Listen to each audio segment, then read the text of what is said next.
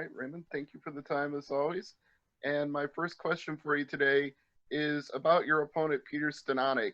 He's only had two fights in the last 2 years, lost both of them decisively. Now, obviously, you can go out there and get a highlight reel win, and that would be satisfying, but is this as big of a challenge as you want on Friday?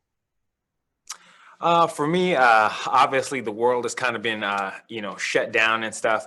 So I'm looking to continue to push myself and continue to obviously elevate, my challengers and the people that I'm fighting.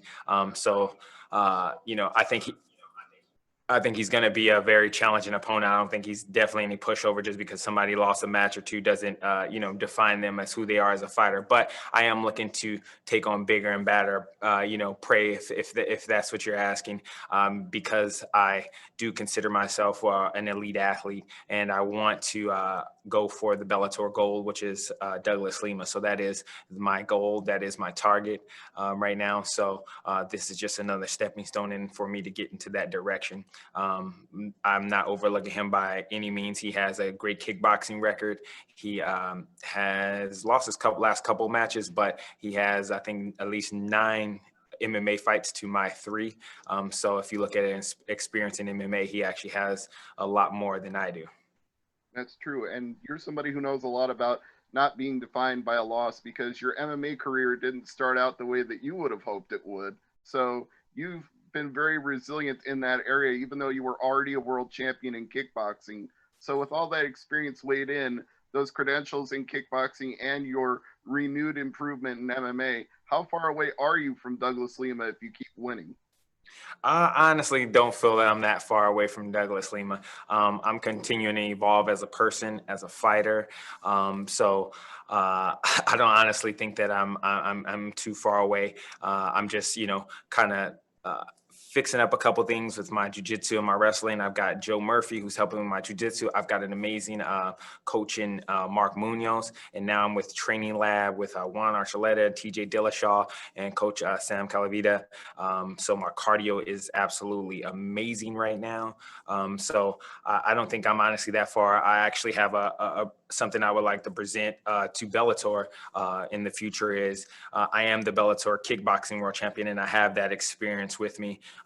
Now I'm feeling at home here in the MMA world, but we're under the same umbrella. Most people are willing to try and go after something that somebody else has, meaning they'll go after another weight class title or a lower weight class title. But usually they don't want to risk what it is that they have. They just want to take something that belongs to somebody else. As far as me, I want to present a challenge to Douglas Lima. Well, I'm willing to risk my kickboxing world title versus his MMA title. They say steel sharpens steel, iron sharpens iron. I'm willing to kind of test my mettle versus his mettle, and I think he's an amazing champion. I'm a huge fan of his, to be honest, if you want the truth. He's a family man, a man of Christ.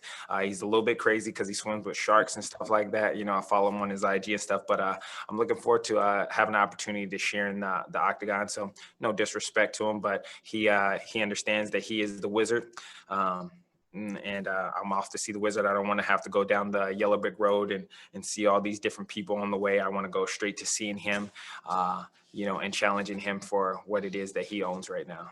Well, title versus title sounds like an amazing idea. But before I let you go, I want to touch on one thing you mentioned earlier, that the world has changed a lot since your last Bellator fight. And I know you've got an amazing team around you. You've already mentioned all of their names, but how has that changed the way that you train and prepare? It's changed a few different things as far as the way I train, the way I prepare and stuff like that.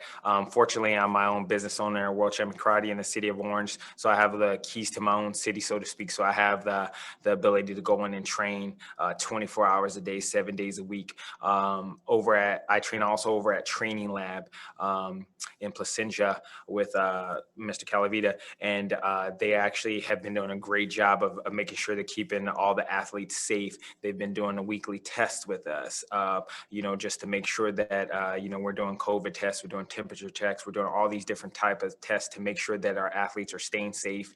And we're doing them several times a week to make sure that we can still train and we can still compete to the best of our ability. So, there has been, some extra hoops to jump through, but as with life, you get thrown different roadblocks and challenges, and it's our job to try and overcome those. And we have done that together as a team. All right, next question from Giancarlo. Hi, Raymond. Just brought up there also, like your first transition to MMA, you came out on the losing end in 2008, but now you're on back-to-back wins in Bellator. Just what was something you took away from your first attempt in MMA that has really helped you in the second attempt in Bellator? I think just the humanizing experience. I always try and tell fighters that are coming up to kind of like never believe your own hype. Some people get carried away in it. You see all these fighters, they start to talk about this, even start to talk about themselves in different person, third person, or whatever the case is. But don't believe your own hype. When I was younger, I was kind of caught up in believing my own hype, so to speak. I was an undefeated kickboxer. I was knocking people out with stuff that people have never seen before. So I was kind of like, yeah, I'm the man. As a young man, that's what you believe. You believe that you're untouchable. And when I went into that first experience, I had zero training in wrestling, zero training in jiu-jitsu. Honestly, didn't have any Muay Thai training. I was just a sport martial arts competitor that enjoyed competing, and it didn't matter the arena. I always felt that if you are a fighter, somebody should be able to tell you the rule set, and you should be able to go and compete against the best of the best in that rule set. And that was a rude awakening for me as a young man, a very humbling experience in life, but one I would never take back, to be honest, because it opened my eyes to different things. Some people look at like, oh, you lost here or you lost there. It's like, oh, you got beat. But for me, I look at them as learning experiences, opportunities for me to improve myself as a person, myself as a fighter. So yes, that didn't go my way. But now if you look at the team that I have that surrounded me, because I had that experience in life, now I'm able to look back, reflect on that, make the necessary corrections that I need. And now I'm coming out and giving people highlights in MMA now at 40 years old that not even 20 or 30-year-olds can do. That's just from me learning from earlier life experiences and taking those experiences and continuing to evolve as a mixed martial artist. And final question for me, like your last fight was in January, so you've had some time off now, especially now with this shutdown. So was there an area of your game that you were able to really improve on and take advantage of this time off? A lot of things kind of got shut down and stuff like that, but I've continued to evolve with my wrestling and my jiu-jitsu and stuff like that, continuing to make myself more of an all-around fighter. I've had the great opportunity of training with some amazing mixed martial artists. I've trained with GSP, Woodley, Rory, Sean Strickland, Ryan Hall. So I've been able to train with, some of these different guys with so many different levels. So I know that where I am with my stand-up fighting is I'm really strong. But I needed to improve on my wrestling and my jiu-jitsu. And that's what I've been working on, because anybody in MMA that tells you that they're going to try and stand up and fight with me, that is always a good thought or something good to say. But then I think once they get in there and they start moving around with me, they'll turn to a wrestler or to a jiu-jitsu artist really quickly. So I know that not anybody in the MMA world will want, I know they consider a lot of the guys like, oh, this guy's the best stand-up guy, this guy's the best this, but they haven't, now I'm here in MMA. So I think that I bring a different presence to the MMA arena, because not only my kickboxing experience, but people don't recognize my sport karate experience. And that's what makes the biggest difference.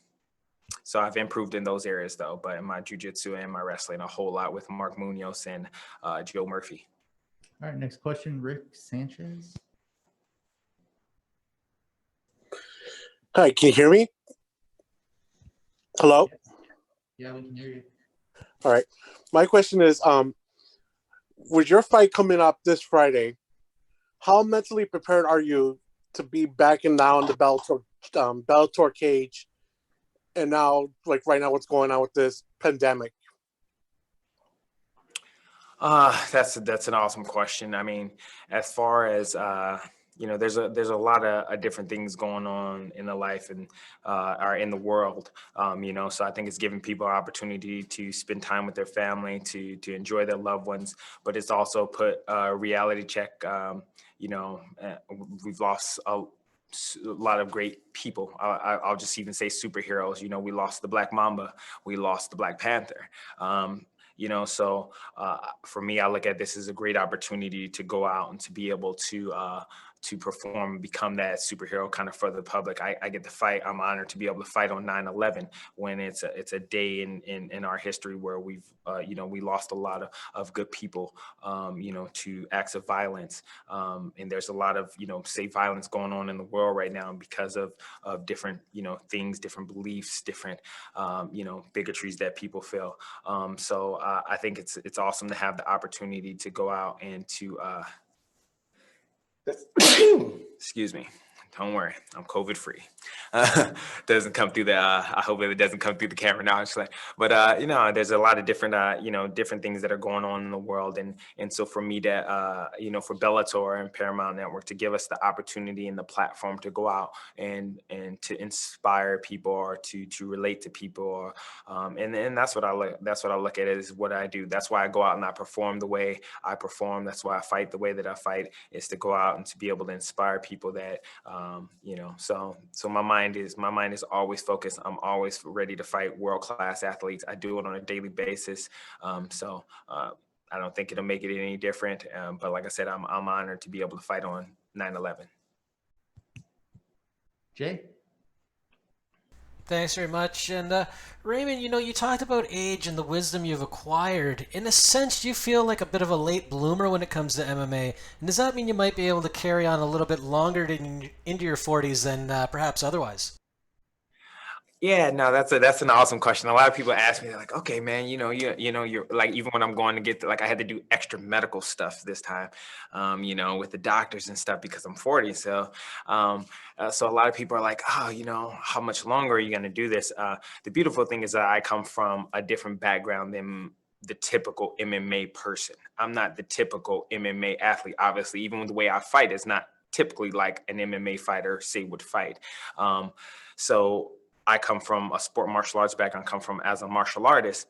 Martial arts is kind of like the fountain of youth. That's what I call it. I have a martial arts program in the city of Orange called World Champion Karate. I'm dealing and teaching future generations. So that keeps me very, very young and very energetic because I'm working with tomorrow's future, or whatever you want to call it, or however you want to look at that. So for me, yes, I guess you would say I'm a late bloomer, but I always arrive on time. I like to kind of, dominate whatever field it is that I come to. If you look at it, I've always risen to the top in every organization that I've ever competed in, from back on my sport karate days on NBL and NASCA to when I competed in the Chuck Norris League. My team went to #1. I was the MVP. We won the championship. When I was fought in Glory, I became the #1 fighter and fought for the title. Came short because I got my eye cut. Bellator Kickboxing. I climbed the ladder in that, became the Bellator Kickboxing champion, and now I've arrived in MMA. I'm 40, but you won't meet a 20 or a 30-year-old that it will be faster than I am. So even though, say, these guys are younger than me, because of my experience from where I come from, I've never met.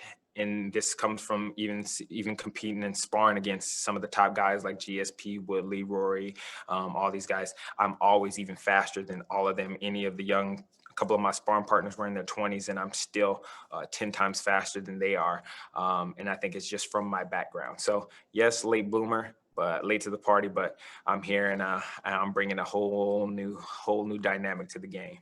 Well, glad to see you here. One more for me. The other factor that you've got is a partner, a wife who also fights as well. How important is Colby as a sounding board, as support for you in competing? Oh my gosh, you have no idea Yeah, we just celebrated our first anniversary on the 24th. This year was quarantine, so we weren't able to go out and celebrate like we wanted to. So a year married now, but it's amazing having a life partner that shares in my passion, because she understands, like, even though it's our anniversary, we couldn't go out and celebrate it like we wanted to because she knows that I had this fight coming up. So I can't, she knows that I'm not able to break my diet. She's there for me to cook me breakfast, to help me with my laundry, to help me get my supplements and my pads and everything together. So I think the reason why people are able to see me blossom like this is a huge part to her. I've never been so well balanced in life, as far as physically, thanks to Training Lab and Coach Cal. Spiritually, Colby's reintroduced my relationship with God, emotionally, and my love life. It's amazing. So I think that everybody is able to actually see me truly balanced and come out there and compete. And when your mind, body, and your soul are all one, I think that's when people are able to see things like the 720 punch and see me come out and compete, because I am so well balanced, and that balance has come from her. All right, our last question comes from Zach Harkness. Hi, Raymond. Thanks for the time today. No problem. So you mentioned earlier that you have your eyes on Douglas Lima and the welterweight strap, and that's obviously understandable. Now, you two have a common opponent, as you fought Michael Venom Page in kickboxing, and he fought him in MMA. So as someone who's watched that fight, I'm sure, and someone who has the kickboxing pedigree probably higher than Michael Venom Page, what do you think that he did wrong that you could do better in terms of technical kickboxing when fighting Douglas Lima? Oh, that's an amazing question. I was honestly looking forward to seeing that fight, and I think Mike made a mistake, and that's what got him caught. I think Mike and I have different styles, even though we look similar. People think that we look at it, but the one of the key factors that we have is because we come from a similar background. If you had a superpower, our superpower would be to control time and space. So we can control time and space better than everybody. So that's why when people see us and when they fight, and they're like, "Oh, why does this guy look so bad?" Is because we can control time and space, and that other person doesn't understand that. I think where Mike, I think he had Lima hurt. And Mike's always been a bit of a prankster or jokester when he fights and when he competes and stuff like that. And I think that's kind of hurt him even in the past fighting, where he's playing around instead of just dominating somebody or finishing somebody off. I think he hurt Lima, and he went to kind of play and clown around, when you have to realize the caliber of opponent that you have across from you. At least this is me being the fly on the wall outside looking in, realizing the caliber of opponent that you have in front of you, when if he would have stuck to his basics, he would have almost, because he staggered Lima, I think he would have been able to finish him, but he kind of went to playing around a little bit, and that's what ended up getting him caught with the kick to the leg, and then he made the mistake of getting up, panicking, and getting up and got caught with a beautiful uppercut. I think that's where he really made the mistake.